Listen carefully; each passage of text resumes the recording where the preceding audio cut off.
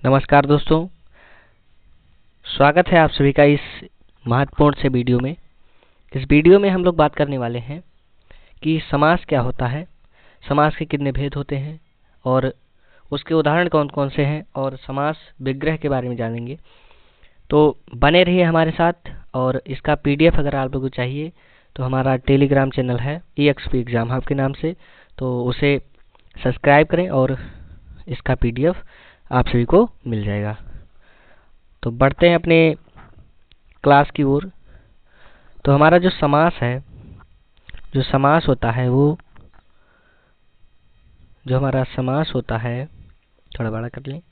इसकी परिभाषा क्या होती है कि जब दो या दो से अधिक शब्दों के मेल होते हैं, यानी परिभाषा अगर सही से हम देखें तो दो या दो से अधिक शब्दों के मेल से बने हुए संक्षिप्त शब्द को समास कहते हैं।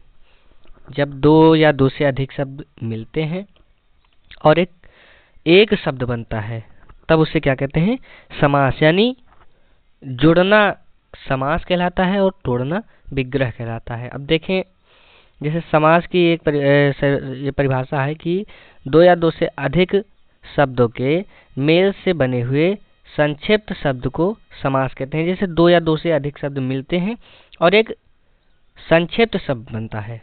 अब इसका अर्थ अगर एक शब्द में देखें तो समास का अर्थ क्या होता है? संक्षेप। अब यहाँ पर उदाहरण क्या है? जैसे राजा का पुत्र। अब यहाँ पर तीन शब्द हैं और तीन शब्द से यहाँ पर एक शब्द बनाया गया है, तो राजा का पुत्र यानी राजपुत्र।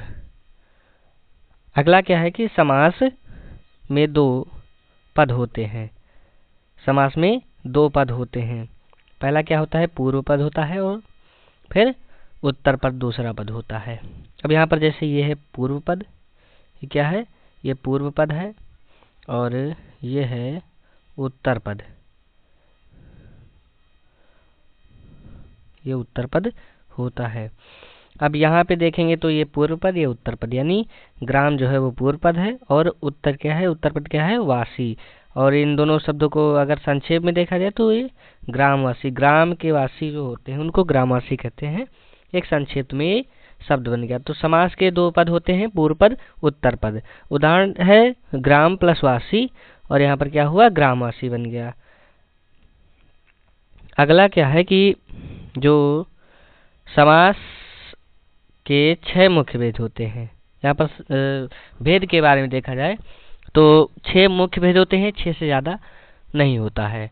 अब जो 6 से ज़्यादा बताए वो गलत बता रहा है, तो 6 से ज़्यादा नहीं होता है। तो समास के 6 मुख्य भेद होते हैं। अब पहला क्या है? अव्ययी भाव समास।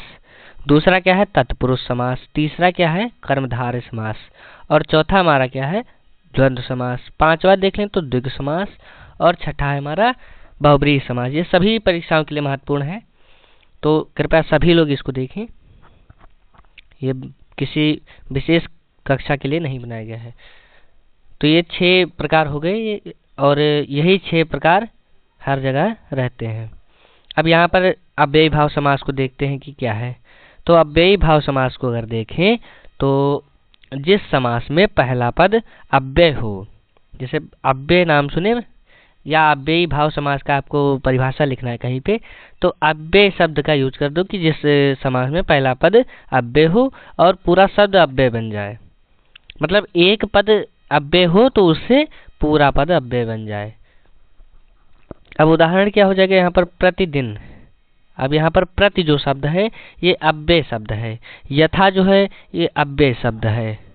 यहाँ पर यथा शक्ति है जो, जैसे कहीं आपको मिले जैसे प्रतिदिन, यथाशक्ति यानी शक्ति के अनुसार, तो ऐसे शब्द अगर मिले आप सभी को तो वहाँ पर अव्ययी भाव समास होगा। अगला समास क्या होगा?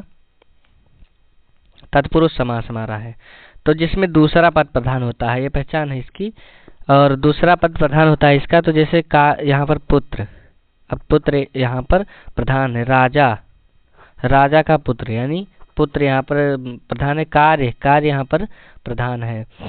यहाँ पर दूसरा पद प्रधान होता है गृह कार्य, घर का कार्य यानी गृह का कार्य। राजपुत्र, राजा का पुत्र।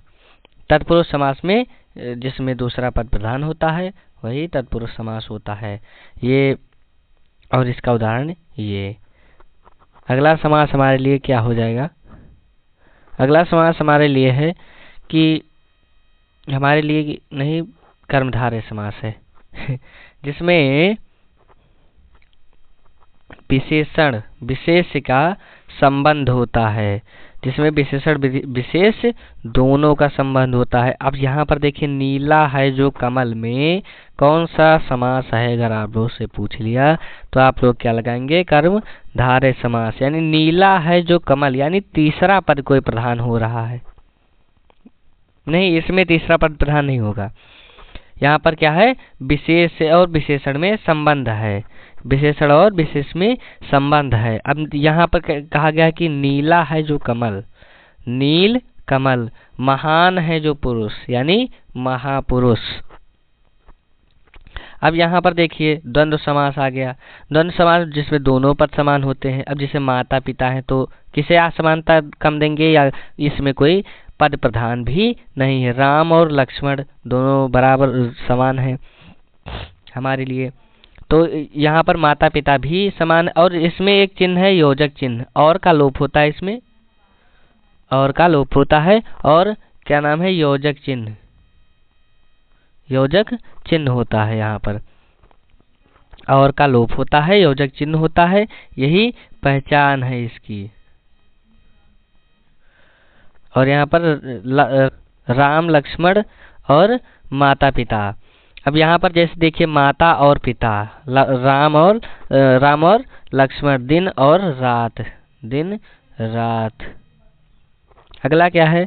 यहाँ पर क्या है कि एक दूसरे का विलोम शब्द उत्पन्न होता है, यही पहचान है इसकी। अब द्विगु समास आ गया हमारा। कहीं संख्यावाची पद मिल गया आप सभी को तो वहाँ पर क्या? द्विगु समास हो जाएगा। जैसे अब पूछ लिया कि त्रिलोकी में कौन सा समास है, तो आप लोग यही लगाएंगे कि द्विगु समास। त्रिलोकी मतलब तीन लोक के स्वामी, तीन लोक के स्वामी। यहाँ पर त्रिलोकी नहीं होगा, त्रिलोक होगा। त्रिलोकी अगर होगा तो वहाँ पर तीसरा पद निकल के आ रहा है, इसलिए द्विगु नहीं होगा वहाँ पे, त्रिलोक है यहाँ पे। तो त्रिलोक में तीन लोक। अब यहाँ पर त्रिलोक है, यानी तीन लोक का समूह। अब सप्त ऋषि, सात ऋषियों का समूह। अगला क्या है हमारा? बहुब्रीहि समास। बहुब्रीहि समास जिसमें तीसरा अर्थ निकल रहा हो। अब वहाँ पर अगर त्रिलोकी हो जाता तो वहाँ पर श्री कृष्ण हो जाते, यानी अगला पद प्रधान हो रहा है। अब इसका उदाहरण क्या है? पीताम्बर, जिसका अंबर पीला है, अर्थात श्री कृष्ण जी निकल रहा है। अब चतुर्भुज, जिसके चार भुजाएं हो, अर्थात श्री कृष्ण जी को भी कह सकते हैं, और क्या नाम है? विष्णु जी को भी कह सकते हैं। यानी चार भुजाएं जिनके अंदर हैं वो हैं श्री हरि विष्णु जी। अगला क्या है समास में?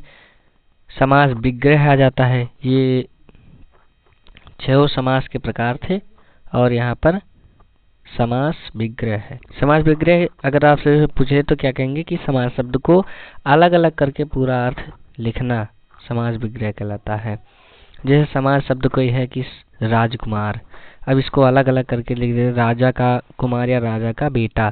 तो किसी शब्द को अगर आप लोग तोड़ देते हैं, जैसे कोई शब्द हो और उसको तोड़ दो, छोटा कर दो, तो क्या हो जाएगा? समास विग्रह हो जाएगा। विग्रह का मतलब ही होता है कि तोड़ना। विग्रह का मतलब होता है तोड़ना, और समास का मतलब होता है जोड़ना। अगला यहाँ पर क्या है कि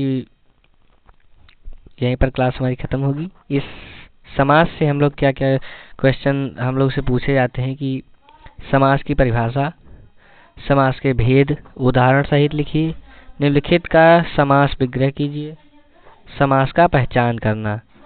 तो ये समास का छोटा सा वीडियो था जिसमें हम समास के बारे में जाने। और अगर वीडियो को क्या नाम है अच्छा लगा हो वीडियो आप लोगों को, तो कृपया लाइक ज़रूर करें। तो ये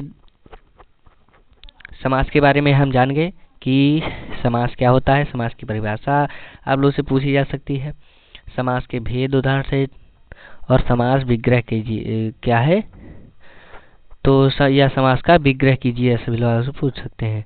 तो हम अपनी क्लास को यहीं पर करते हैं ऊपर। तो बहुत बहुत धन्यवाद अंतिम तक वीडियो देखने के लिए, और मिलते हैं हम नेक्स्ट वीडियो में। तब तक के लिए